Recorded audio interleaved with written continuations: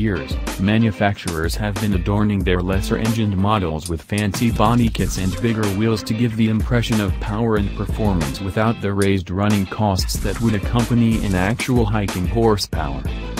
BMW is a long-standing master of the art, with flashy M Sport parts now available across its range.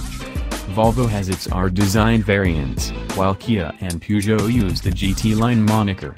The formula is always roughly the same. The Honda Civic Sport is nothing new, however. We first tried it in February last year, just as the current car had undergone a mild midlife facelift. Along with revised lights and new bumpers, the Sport hinted at the then-yet-to-be-revealed Civic Type R, acting as a convenient halfway house between the tame standard models and the fire-breathing 306 bhp hot hatchback. The Civic Sport used a 1.6-liter high-tech diesel engine, and is still available today.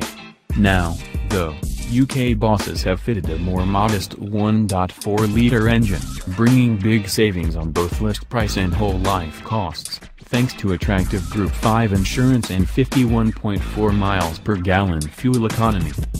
That'll be a big pull for younger drivers, many of whom prioritize style and running costs above performance or handling.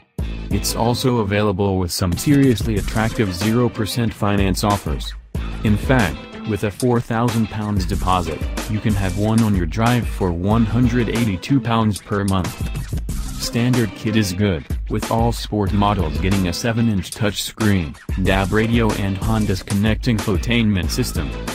The gloss black 17-inch wheels are also included, as are front and rear parking sensors and a reversing camera. In fact, the only option on our test car was the 525-pound brilliant sporty blue metallic paint. So it ticks the style and equipment boxes, but what's it like to drive?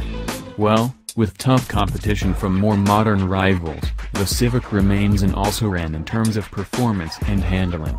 The steering is better weighted than it is in the CR-V, but it doesn't offer an enormous amount of feedback. It's responsive enough, though, and you're never left unsure of where the front wheels are pointing.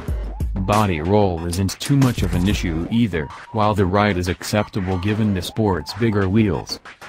Getting up to speed requires patience.